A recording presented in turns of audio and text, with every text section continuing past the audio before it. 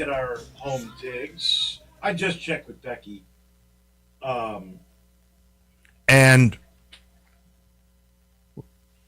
they killed it yesterday. That's always good to know. They did really well. We had a wonderful time helping you all make sure that your Valentine's Day would go terrifically. So congratulations to all. I hope you enjoy. It's perfect that it's Saturday, right? For romantic reasons alone. Outstanding. The Grizz, man, they blew another one last night. The new look Grizz doing what everybody hopes, losing games, I guess. But they blew another double-digit lead. You know that they lead the NBA in blown double-digit leads. They lose at Golden State. Man, those guys annoy me. 114, 113. That's 3 in a row. 9 losses out of their last 11 games. They're now 12 games under 500, 20 and 32. That's 5 games behind the Clippers for the final play-in spot. I think they're going the other way, and I think they're strategically going the other way so they can get ping-pong balls rather than play in positioning. They were outscored in the last 4 minutes and 17 seconds, 11-0. 11 nada. 8 turnovers in the fourth quarter. Ty Jerome led the way, 19.7 assists. But guess what? That was last 4 minutes and 17 seconds. He wasn't in the game. Minutes restriction. Perfectly strategized by somebody. Puamas Isolo, Zach Kleiman, not sure. But when your best player, clearly your best player, isn't on the floor, you know, the win, the last win at home when Triple J had the 30, Isolo strategically waited and used Ty Jerome in the last 4 minutes of the game. This time, he let it run out. And so he wasn't around for the end of the game, and believe me, that was punitive. So he's not in there. Al Horford. How old is Al Horford now? And still good. It's unbelievable. He had 10 points, 9 rebounds. The Anthony Melton involved. Here's the thing. If you play for Steve Kerr, it's going to be team ball. They had 7 guys in double digits. Draymond Green was his normal killer self. And it spoiled Jemiah Mashak, 17 points. New guy Taylor Hendricks, 15 and 10. KCP even had a good game with 15. The bench scored 68 points. But you know what? And I love Kyle Anderson, I really do. But when he's your starting center, you're built to lose. There's no question about that. And here's the bad news. Cedric Coward, only 11 minutes. Late in the second quarter, he went down with a knee injury, never came back. Already there's, I think if you become a Grizzly, it's just like magic. You are prone to a calf contusion. So he didn't play last night because of a calf contusion. And then Coward goes out. It's a mess. And so now they are staring way up to try to get into a play-in. And let's be honest, they don't want to make the play-in. They want ping pong balls. They want more picks at better positions, and they've got the capital, the draft capital, to move up if indeed that is what Zach Kleiman does in a draft that most people are saying is incredible. In fact, I think Mike DeCourcy said it might be the most loaded draft since the 90s. So that's absolutely, I think, what is going on in their minds. Did we ever get Landon Schmidt any sort of actual real notification as to, I know it's a knee injury, but any kind of update at all on Cedric Coward? I haven't seen anything just yet. Man, that would be awful. That would be, if he didn't play now, well, it would be the case. I spent a lot of time prior to the Grizzlies game watching the Winter Olympics last night. Did you by any chance see any of that? The ice dancing? I caught a little bit of it, tail end. You know, there's an American team that is in second place now. It's like I think 3 different performances they have, and I literally forget their names, but they've been dancing together for 15 years. They got married because of ice dancing. Their parents are all there. It's a great story. I thought they had the best performance. They ended up finishing second to, I believe it's a French team, and they're rivals, so this is going to go back and forth. It's not over yet, but they were trying to figure out, and now they're using videotape to figure this out. And, Tara Lipinski and Johnny Weir, everybody is in love with those guys. There is a great chemistry to that. And with Terry Gannon, who I love. Terry Gannon, by the way, if you don't know, he's a long-time announcer now. Looks like he's still 30, and the guy is like 65 or 68. He played on Jim Valvano's North Carolina State Championship team when they upset the world. That's how old he is. He was a guard, came off the bench in that thing. Was, I think, on the floor when Lorenzo Charles hit the shot that won the championship, and Jim Valvano was running around with looking for somebody to hug. Just a great moment in sports. But they do a great job of explaining. So they go back and they use videotape. So now I'm looking at this very slow mode shot. The reason they did not win, they're still in second place, very close. It's a virtual tie. And they've got another competition to decide this ice dancing competition. So they got one more to win the gold. And it's going to be between these two teams, these two couples. And they showed, like for literally a quarter of a second, because you're supposed to be in total sync, that one skater was on their outside portion of their blade. The other was on their inside portion of the blade. And I'm talking about a quarter of a second. How the judges, with their naked eye, in fast motion, could see that on what's that blade, a quarter of an inch thick? And they could see that it was the wrong inside-outside portion of the blade? That's like crazy. But they've got virtual video proof that happened. Now, does that not blow you away? That was incredible. God, amazing. Big thing tonight in the Olympics, and I'm going to watch actually this afternoon. They'll replay it in prime time. But it's the USA women against Canada. And the U.S. women have looked incredible. They've blown everybody away in the 3 games they've played. The U.S. women, and they come right out and say, there's no hesitation here. The USA women do not like the Canadian women. And the feeling is the same on the other side. This is going to be a great game. I think it's at 1 o'clock our time. I think it is. But like you said, they've been incredible. I mean, watching them put a hurting on Switzerland yesterday. Yeah. I mean, Brian and I were talking about it, how they were up. What was it? They were in the second period. They were up 2-0, and the point spread was still at 4.5, and then they achieved that by going at 5 points. I didn't even know that. I know the game before that against, I think it's Finland. Mm-hmm. Finland was won in the last Olympics. They were a medalist. Yeah. And they blew them away 5-0. Mm-hmm. I mean, they're looking really good. Now, can you tell me who's favored in the Canada women? I actually just looked at this not long ago. I would really love to know. I thought going in that Canada was the favored country. A lot of these girls, by the way, play in the Women's Professional Hockey League, which I've seen little glimpses of. I haven't really paid any attention to it. I'm a big NHL guy. Love my Chicago Blackhawks and Connor Bedard and that young crew that's getting better and better.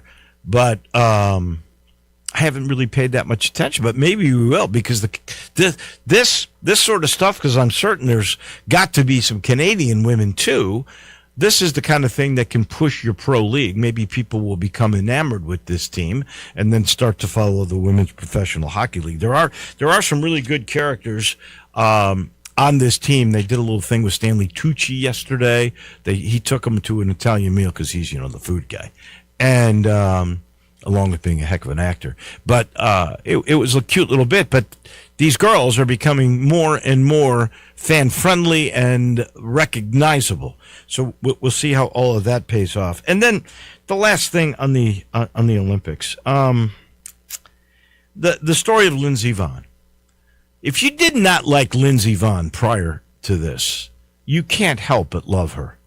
She goes, this is no one's fault. This is just a fluky thing where the pole got caught on the gate. I'm so glad that I did it. You know, in life, you need to dare. You need to jump. I dared, I jumped. Sometimes it didn't work out. This time it didn't. That's the way life is. It's a journey. And I'm glad I did it. I wouldn't take back anything. And I all you can do is go, my gosh, what an attitude. This woman's going to have multiple surgeries, by the way, for the fractures that she's gotten. And it was just so fluky. And you know what? I wouldn't have been shocked if she'd have won the darn thing had she not fallen. But it did open up the door for a new American star, Breezy Johnson. She's going to combine with Michaela Schifrin. They're going to do this new combined event, which is downhill, one leg, then a slalom in the next leg. And I wouldn't be surprised if two of them got gold. That would be incredible. Anyway, I'm tuned into the Olympics. That's all I can say, and I hope you are too. We do a thing normally on Mondays as I sit here in the Family Leisure studio, and they're part of our sponsor on this. I just want to remind you the floor model spa sale is still going on at Family Leisure. It will through at least the end of this month. They got to make room, so they're doing it, and they're giving deep discounts on over 100 different display models and in-stock hot tubs, swim spas, and cold plunges, the newest thing. So if you've been waiting, and I keep telling you, they do seem to keep coming down because they got to move this stuff out. Go check it out. Go see Billy. Go see Lindsay. Enjoy and see what you can save if you go on over right now to Family Leisure at I-40 and Whidden Road. And they bring you medals. We do this every Monday. We were at Densel's yesterday, so we moved it on over to this day, Tuesday, and I'll give you a start, and I got plenty of medals to go. I'm going to start with a bronze medal to Rick Pitino. I wouldn't have been able to give him this if we had done it yesterday, but he won last night. His team beat Xavier in overtime. You know who is the coach of Xavier now? That would be his son, Richard Pitino. He's like 5-1 against his son. And what did he say after the game? He goes, I don't care about those numbers. I'm just telling you, my son's a great coach. I got really fortunate here. He knows how to match up with us. He was really good about being a dad last night. But the key thing here is he won his 904th game.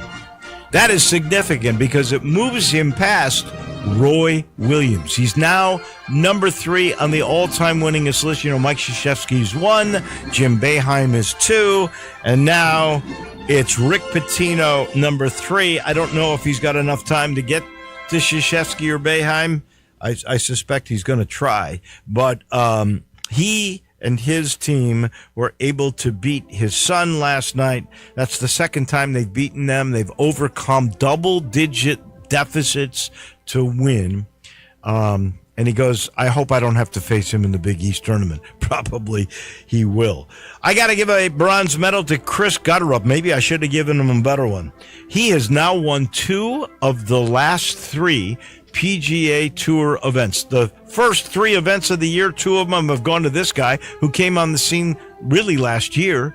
He's now won 4 events in his young pro career. Remember, he beat Rory McIlroy at the Scottish Open last year. That kind of put him on the stage. And now to start, you can't beat 2 out of 3.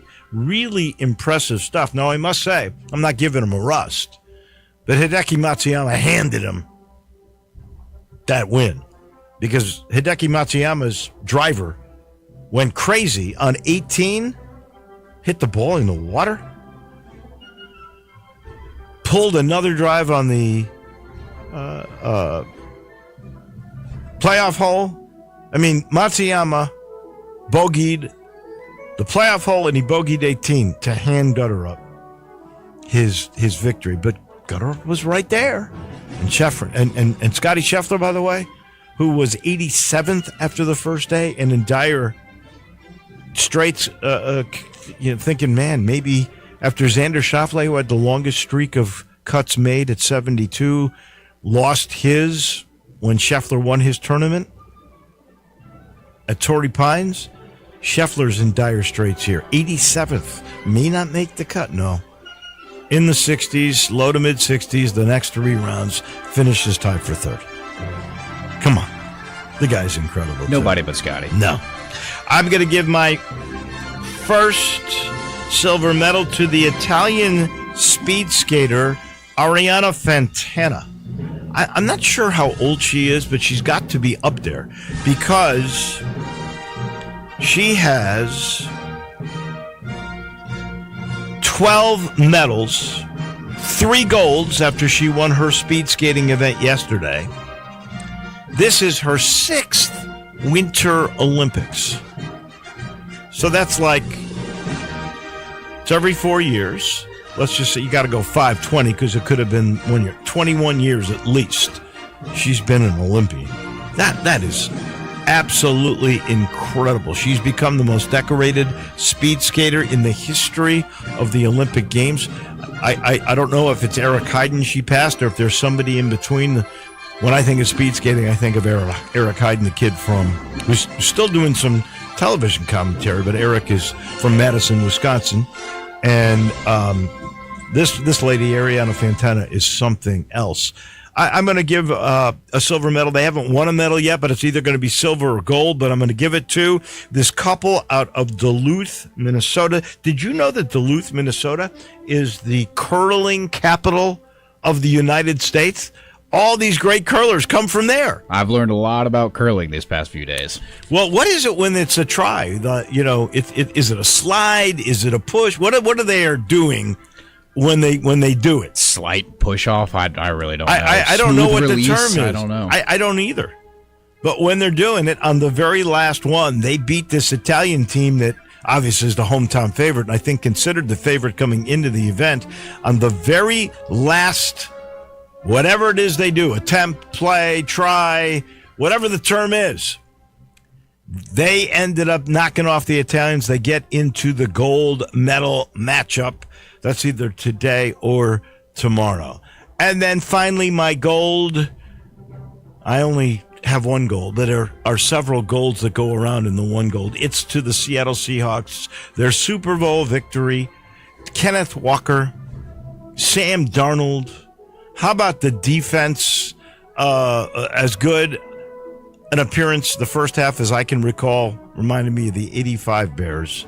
It was pretty impressive stuff. And of course, Kenneth Walker. It's so funny to me, and I really do love this part of it because it makes them so human.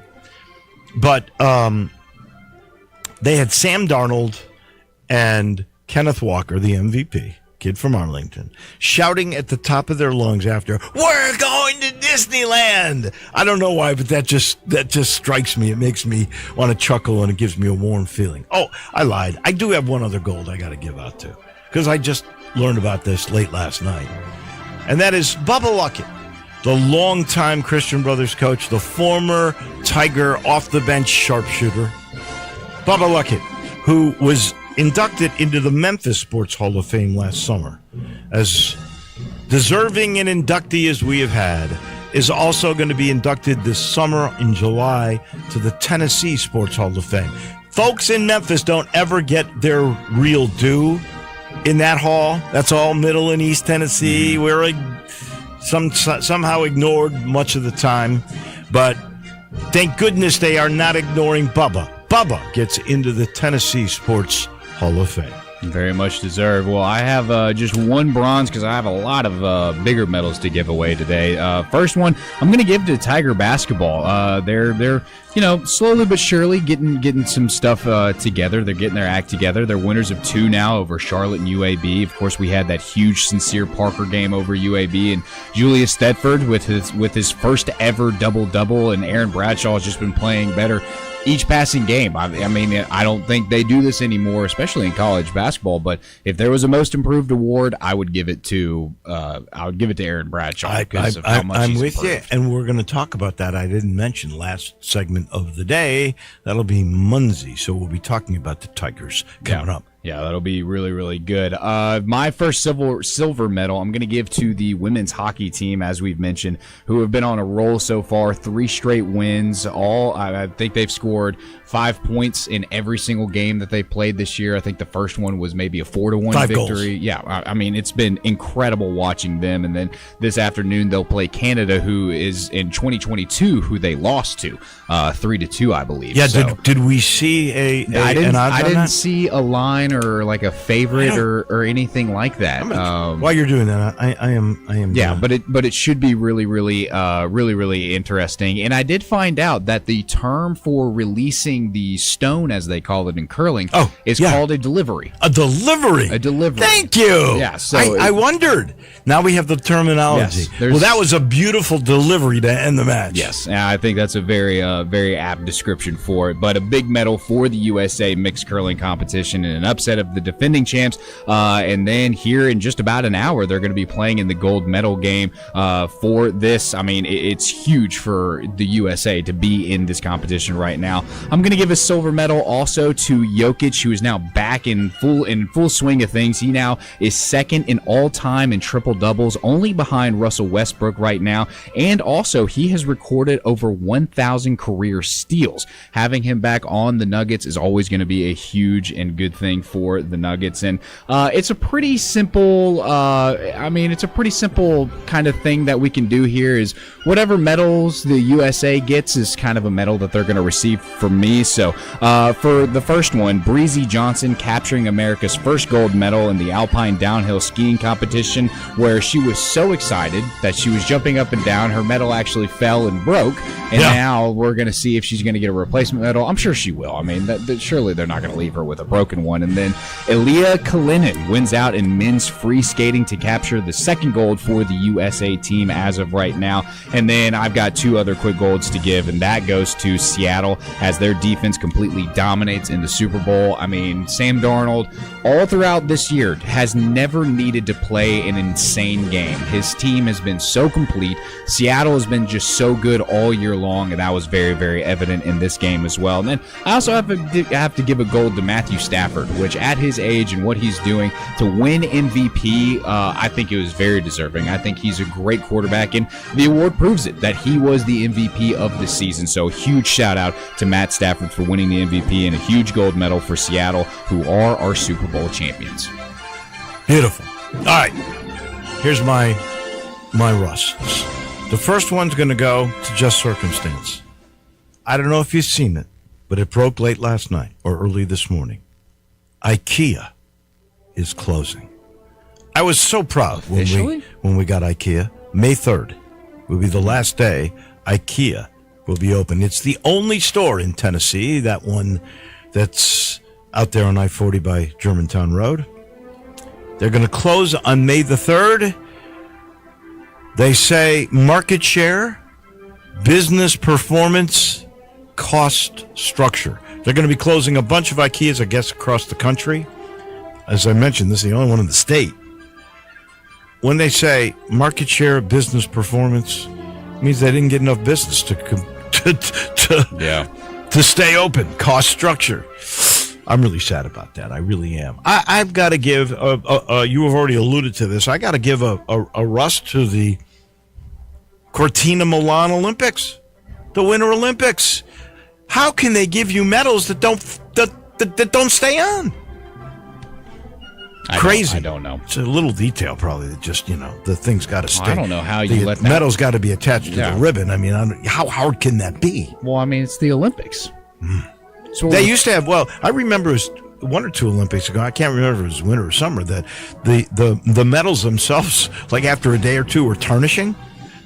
They look terrible. Oh, yeah. So they had to redo all that stuff. And now here you go. You gotta fix this. So the Olympic committees in Italy, we give you a rust for all of that. And then finally, I give a rust to Indiana University. I hate bullies. Never, ever have I cared for them. Never, ever has there been, in my mind, a bigger bully than Bobby Knight, who was caught lying about choking Neil Reed until finally they got video proof. This guy accosted players. This guy bullied everybody, threw a chair at a Puerto Rican policeman during a game, never knew how to control his temper, was enabled by the university for years to bully everybody, even students. The guy was terrible. I know he could win basketball games. I know he was genius at that. But never has there been a bigger jerk in all of life than Bobby Knight, and they're going to build a statue for him.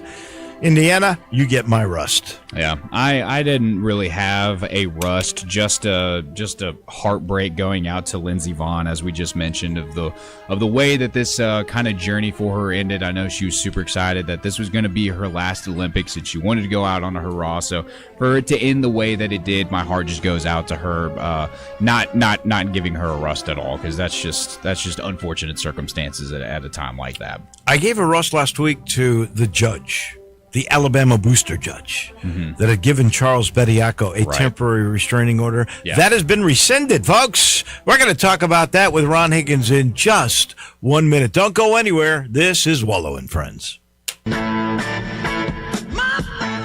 Start your day with Sports 56 Mornings with Greg Gaston and Eli Savoy. Weekday mornings from 7 to 10, right here on Sports 56 and 98.5 FM.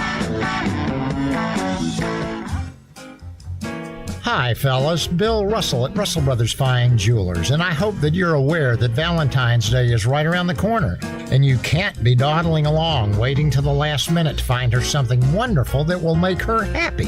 At Russell Brothers, we've been specializing in happy for 5 decades now, helping men show their ladies how very much they care. And you know, taking good care of your favorite girl is what Valentine's Day is all about. Come visit us at Russell Brothers, see the breathtaking jewelry, and know that you're going to walk out the door with a gift she'll be proud of, and you'll also find out what makes Russell Brothers Jewelers so special.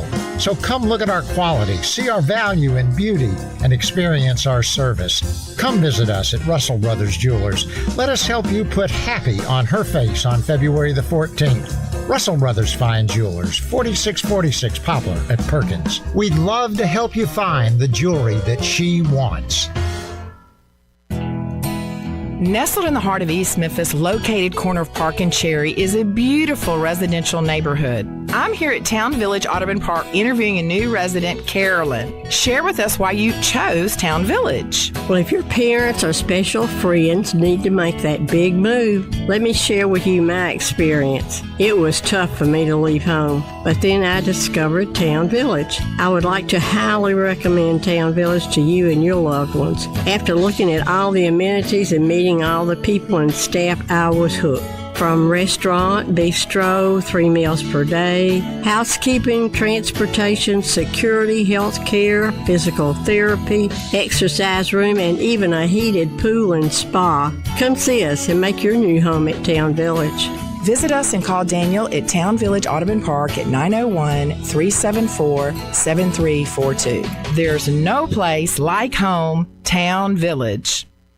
Listen up, Rebel fans. Your next winning drive starts at Landers Ford in Collierville. Their game plan is simple. Find you the most savings possible. Make a trade, lower your payments, or let them buy your vehicle even if you don't buy from them. That's how you keep moving the chains. Just like the Grove on game day. Fans all across the Mid-South keep coming back to the #1 Ford dealership in Greater Memphis. See them today in Collierville or online at LandersFordMemphis.com. When you own a Landers Ford, you get the support of a certified service tech with the Landers Ford Remote Service Experience Program. They pick it up, drop it off, or fix it on the spot, so you're never left watching from the sidelines. To finish the drive, the iconic Landers Easy Pass always brings more for your trade and the biggest discounts to put you in victory formation. And now, straight from the 1977 Ole Miss football team that took down #1 ranked Notre Dame, the final snap of the day from Landers Ford President Don Kitchens. If it doesn't say Landers, you paid too much. As reported on Ford's 2024 Total New Vehicle Retail Sales Report, Memphis Market.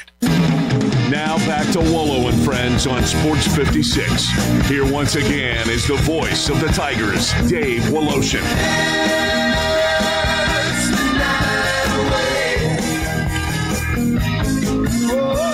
Welcome back in. We cruise through our Tuesday morning. Nice to have you with us. We got to head to Baton Rouge. Our good friend, our SEC historian Ron Higgins is standing by.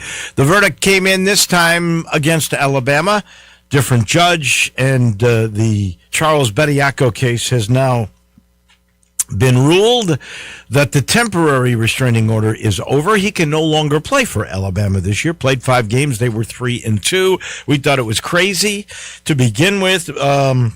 But we're seeing more and more of this stuff, right? Ron, we just saw that a former UCLA player who actually played 10 games in the NBA, Amari Bailey, is trying to go to Grand Canyon to be a player again.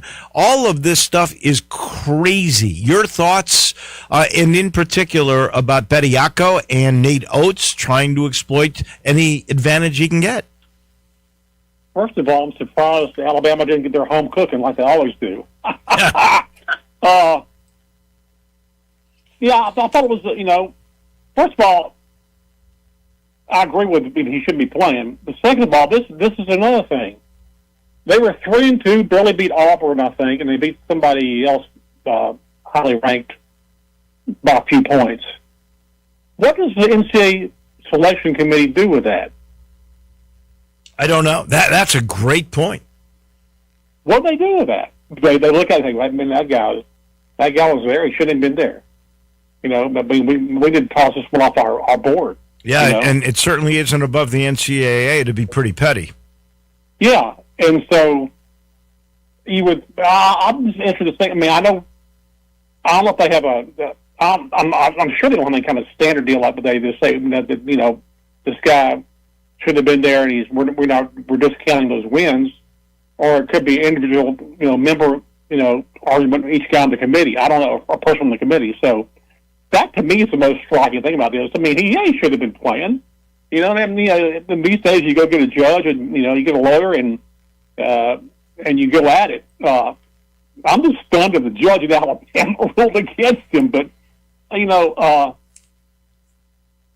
everybody says well it's the same thing as kids playing professionally in Europe when they're young and club teams and they come over here. Not really, because they've never been in college over here. Okay, I mean, this guy went to college, played, went to the pros, and wanted to come back. I think it's a little bit different myself. So I was glad to see the ruling. You know what? I understand the point they're making with taking pros from there as opposed to taking pros from here. Here's what I don't get. If you've decided, I know that essentially all these guys are pros now, right? Because let's be honest, a guy with NIL money in college is making more money than those lower level European players are getting as pros. They really and truly are. But it seems to me, if you've made the decision, you've made the declaration, I'm not going to be a college player anymore. I am going to become a pro. I'm going to take my chances in the draft. I don't know if the delineation should be if you're drafted or not, or if you enter the draft. It's one of those two.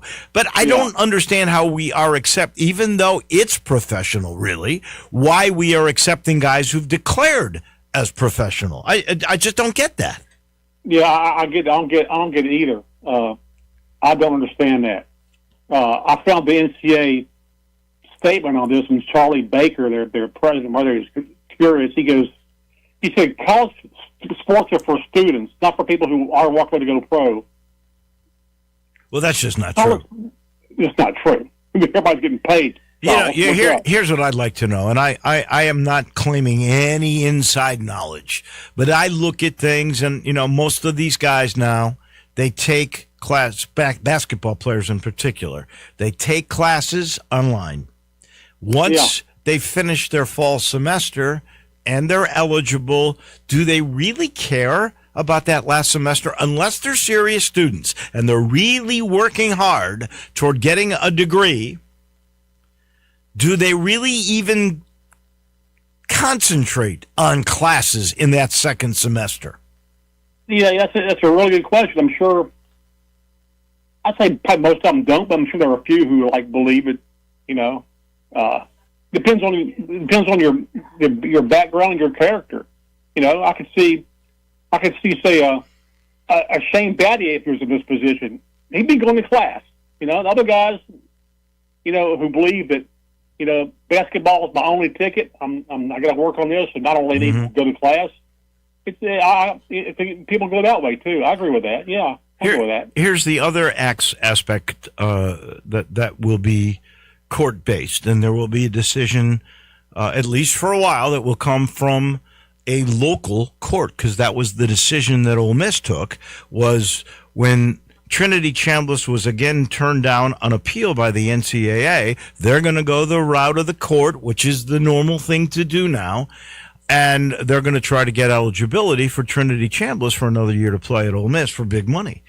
I'm torn on this because Trinity Chambliss probably deserves another year if indeed it's true that he didn't get to play that second year because physically he couldn't when he was at a Division II school. There's some fairness here that you should get those 4 years. It used to be you had 5 years to play for. That was it. You took what do they call that? A gray shirt or a blue shirt year? Yeah, if it was just to develop. And then you had 4 years of eligibility left. Now, if you got hurt, too bad. You used that year up, what would be a redshirt year. You had 5 years to play for, and then it's grown, and they take you to court. So I really don't know what is fair or is not fair in this. I do know that Trinity Chambliss stands to make $4 or $5 million if he comes back to school in Oxford. Yeah, I don't know how they figure this stuff out, because you got a guy in TJ Finley who's at his seventh school in football. And so I don't understand how this works, that seemingly Chambliss, who seems to have a legit reason, cannot get another year when you got another guy who just keeps wandering from school to school. I mean, started at LSU. I don't know where he is now. He's been to Auburn, been like 2-3 other schools. I can't count them all. 7 of them. So what is that? So how does the NCAA look at that and then look at Chambliss and decide we're not going to let him play? I don't get that. I don't either. Especially if they've got the medical thing. Look, this is the other thing that bugs me about the NCAA. They're going, you guys didn't do a good job of presenting your case. You didn't do it timely. You didn't give us enough details. We don't care about the kid and the fact that he really was ill, and look at the record. He didn't get to play that year. We just don't think you technically did the right thing in your argument. Well, come on now. This is supposed to be about the kid, not about your technicalities. Exactly. I agree. And the NCAA always claims it's all about student athletes. It's not student athletes. That's a total lie. It's not about student athletes. And the only thing they can see with student athletes is they get paid and transfer very well. But as far as stuff like that, ruling, they're never timely on rulings ever. I mean, ever. You've seen stuff get stuck in, you're being investigated by the NCAA for 4 years before you do anything. So I've lost faith in the NCAA a long time ago. I think most of us have, and in some cases, I feel for the NCAA, because even if they have chosen by their own rules that they came up with, the schools came up with these rules because the schools are the NCAA. Yeah, they try to abide by their own rules that were set up, and you agreed to those rules when you agreed to join the NCAA, and yet they go to court and they overturn what those rules strictly are. So I don't know. It's at times very difficult to sort out. This is not difficult. This is fact. Arizona lost last night to Kansas without their best player, which just goes to show you. We've got Miami of Ohio left as an undefeated. I promise you, I'd bet anything you want to, they're not going to be undefeated when the year is done. That 76 team, again, can breathe easy. No one's going to break their record this year. I know that the 08 Tigers had a chance. I think the 15 Wildcats of Kentucky had a chance, but no one's gone undefeated. I think it's just too tough now. There's too many games, and with NIL money spread around, there's just going to be too many stars at too many different places. I agree. I think it's, honestly, if you look at, aside from, I guess, UConn, in men's basketball, it's a crapshoot, man. I mean, I don't know if it's maybe because it's the Indiana effect from football where, you get the right guys and you can have a shot at it.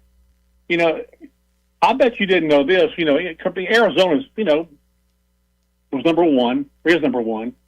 Been in that, a brand name a long time in men's basketball. You know the last time they went to the Final Four? Arizona? Oh, yeah. Yeah, 2001. Well, 2001. That's just because there's so many good teams now. Yeah, they won a championship in '97. Of course, they lost to Arkansas, in the Final Four, I think in '94. I mean, you think about this to make that point. The SEC, which was clearly the best conference in the country last year, maybe the best year the SEC's ever had. What do they got? Yeah. 4 teams or 3 teams in the top 25, all near the bottom. They're clearly maybe the 3rd or 4th best league this year. I agree. I agree. You mean, half the league is like within a 2 games of the leader. Florida's 8-2, UK's 8-3, Kentucky 7-3, Arkansas, A&M. They got all these teams bunched together, and I agree with you. I think it's like the 3rd or 4th best league. I agree because nobody can seem to sustain anything in this league. I mean, nobody's remotely dominant. I guess it's a sign of the times. You buy the right players. You can take a jump up, but it's not as like it was last year when there's just so many good teams. I agree with you, absolutely. Well, I think there's a lot of parity. I don't know how good it is, but there's a lot of parity in the SEC. Like, all right, halfway mark. Who would you pick player of the year? This is a tough one.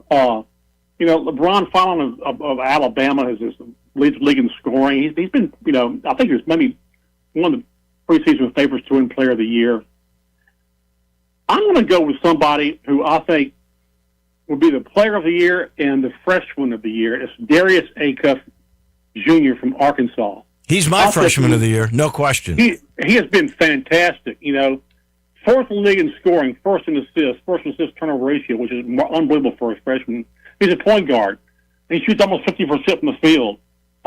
He's been tremendous. He's a huge reason why, the Arkansas is, could go maybe as long or longer than anybody in the in-state tournament. Every time I watch this kid, he's great. He's been tremendous. He's like I think a mid-round NBA draft prospect. And another guy's been really good. Nate Amont of Tennessee. He's great. 6'10" forward. Both those guys are going to be great NBA players. Amen. Absolutely. And Acuff, I'm a real believer in Acuff. I went with the big from Florida, the forward. Thomas Hoff, is that how you pronounce it? Yeah, he's not a good-looking kid, too. He's the guy. And then, I don't know, Coach of the Year, it's either Todd Golden, because Florida's living up to their preseason pick. They are in first place by a half a game. Or a surprise for me, a guy who's much maligned is Dennis Gates at Missouri. Who would you be? Yeah, Dennis Gates. Also, you got to consider Bucky McMillan at A&M. Yeah. A&M is 7-3 in the league, a game out of the lead. He was at Stanford for 5 seasons and had 421 seasons. And they've won a lot of close games. I'll say that. Anytime I watch A&M, they're winning the close games. But it's a real horse race for Coach of the Year. I agree. And I think sometimes I like the Todd Golden pick. I think sometimes because you've good and been good, I think it's a disservice to that coach to think that we shouldn't pick that guy because we should pick a newcomer who's like up and coming. So I think Todd Golden deserves it. I think Calipari's done a really good job. I do too. I think just because your team that was supposed to be good or is good, that you say automatically, well, we need to get somebody just, who we didn't expect them to be any good. I don't necessarily agree with that. I don't. He is our SEC historian. He is Ron Higgins. It changes week to week, Ron. We'll talk more about this as the year unfolds. We'll talk next Tuesday, in fact. All right, Waldo. Take care. We'll see you. Thank you. That's Ron Higgins down in Baton Rouge. We're going to South Haven in a minute. We talk Tigers with Jason Munns from the Commercial Appeal in just a minute. Broadcasting from the Family Leisure Studio, we are Sports 56 and 98.5 FM. Unlock your new go-to spot, Codes Dispensary in Steele, Missouri, just over an hour from Memphis. When you're ready for a legal, reliable option, they're right up the road. Explore the full menu of top-shelf products in-store and online. Short on time? Order ahead and cruise through the drive-thru for a quick pickup. Stack rewards while you stock up with Club Codes. Earn points for every dollar spent. Codes Dispensary, now open in Steele, Missouri. Supreme cannabis that's worth the drive. Learn more at codesdispensary.com. That's codesdispensary.com. You know, sometimes I wish I had a gun. Well, I'm armed, but before I bought one, I still went to Top Gun Academy to learn to protect myself without a gun. How is that possible? Top Gun's personal protection training. It's perfect if you want to protect yourself without firearms. I don't know. And it's perfect if you feel the need to carry a gun for self-defense, because the last thing you really want to do is shoot. That is scary. Not at Top Gun. It's very comfortable, and you learn to load, handle, and shoot a handgun safely. Protect yourself. Go to Top Gun Academy. They're at 2770 Witten Road. Join NFL and Ole Miss football legend Archie Manning for an evening of inspiring stories on leadership, perseverance, and greatness. Don't miss Archie Manning at the Heindel Center in Senatobia, Mississippi on Friday, February 20th. Tickets are on sale now at heindelcenter.org.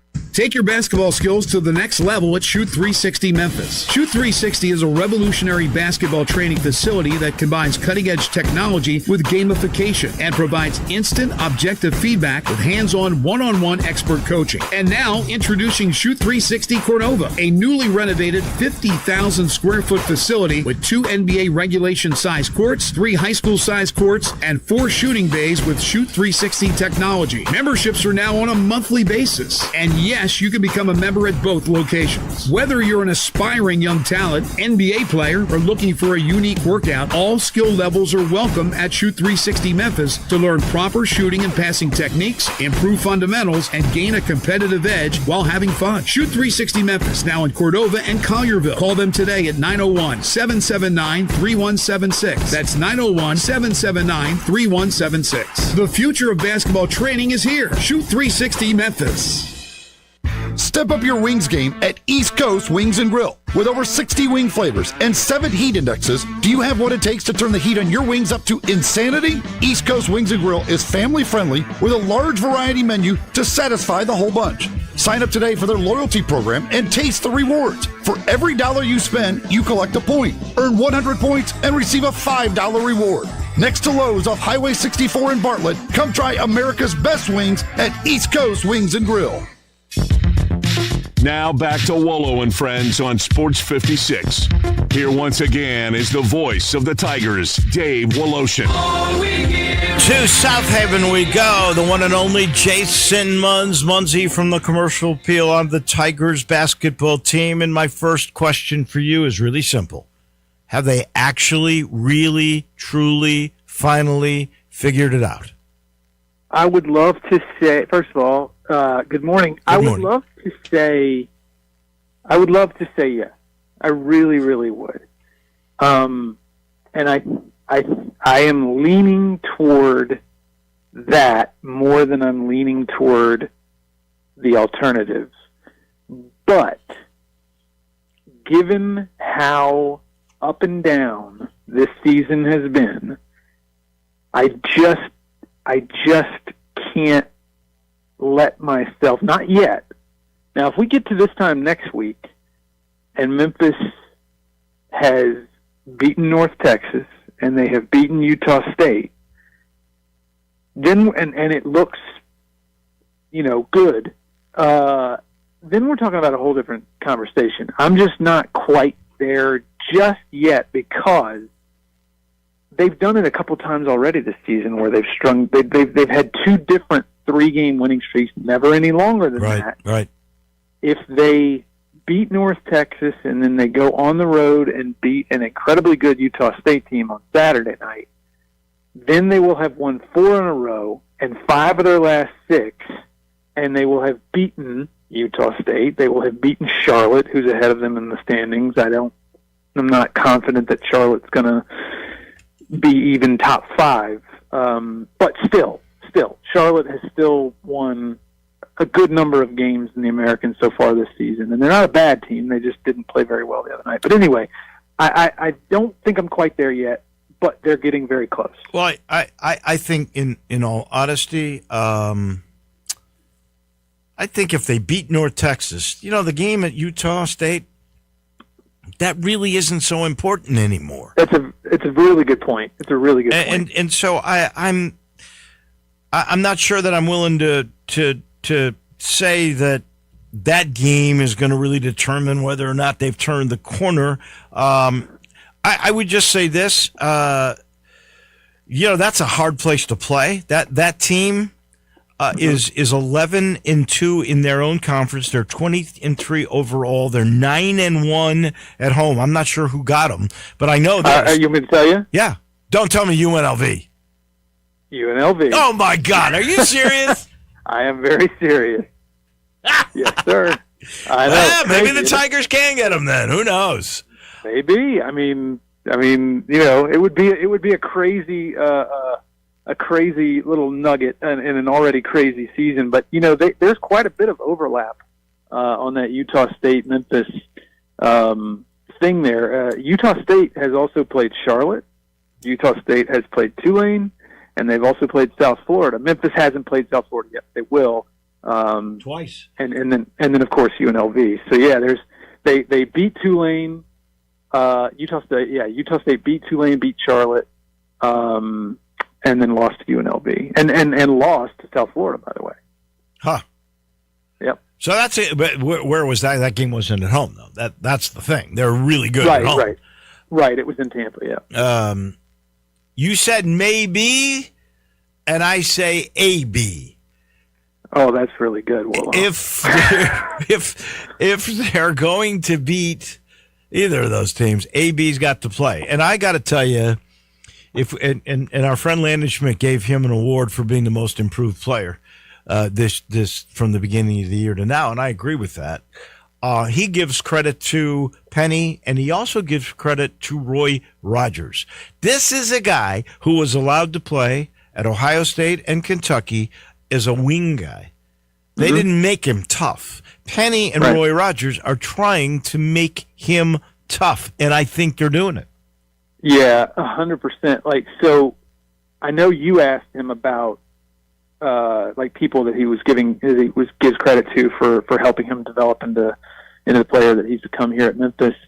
And I hadn't heard your interview with him before he came over to our side after the game against Charlotte, and I had kind of heard that Roy was integral in his development here, and so he was talking and he was answering different questions, and he mentioned Penny, but he hadn't yet mentioned Roy, and so I asked him, I was like, is there anybody else that deserves some credit? And he said, like, real quick, he said Roy Rogers, very definitively, and he was talking about just how I thought this was really interesting the way he did this. He was talking about how tough Roy Rogers has been on him. Like in order to make him tough, he's got to be tough on him. And he was like, I'll admit, it's not fun. I don't like it necessarily. And then he said, but, and he bangs his finger on the table in front of him at the box score. The sheet of paper on the table in front of him. He said, but bang, bang, bang on the box score, and he just kind of like shrugged his shoulders. It's like, I don't like it, but you can't argue with what is happening. Right. And he was talking about that game, he scored 16 points. I think he had 5 rebounds. Like, he is, and Penny had already said this just a little bit ago, it is night and day compared to what he was when he, in the first 10 games of the season. It's a totally different player. Now, it must be said that in the beginning of the season, he was playing against Purdue, he was playing against Louisville and Vandy, and he's not playing against those teams now. But while that should be mentioned, it should not take away from anything that he is doing right now, because again, it's a totally different player. Yeah, I agree. And you mentioned toughness. He's gotten tougher, but the Tigers and Penny decided they had to get tougher. That's the reason he's taken Majak out of the starting lineup and put in Tierno Silla. That's another gut decision that he made just to get tougher on the defensive side. It certainly worked the last two games against UAB in Birmingham and Charlotte at home. That decision, and also I think this is a big decision. I want your take on it. Doug McDaniel has had his role changed. He's no longer the number one option. In fact, you could say three. Sincere Parker is who they want to feed. Bradshaw might be next, and then Doug McDaniel. Yeah, I honestly think that might be like a mini stroke of genius on Penny's part. Like a lot of the stuff that he's done here lately, he's pushing a lot of the right buttons. Tierno still is one of them. That to me is to be able to make that call and have it work out the way that it has. It's only been 2 games, but it looks good so far.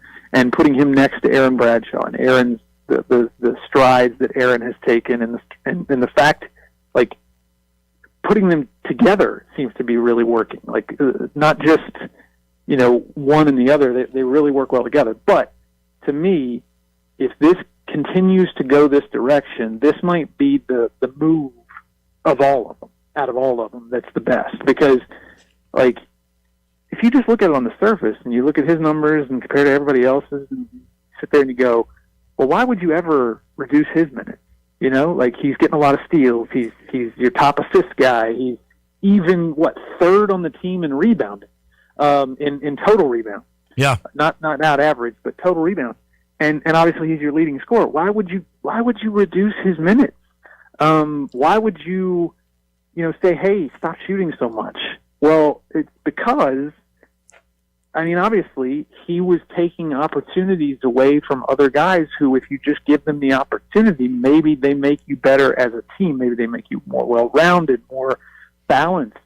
And that seems to be exactly how it's playing out. Like, you scale him back against UAB, and look what happens. Sincere Parker drops 40 points in 26 minutes.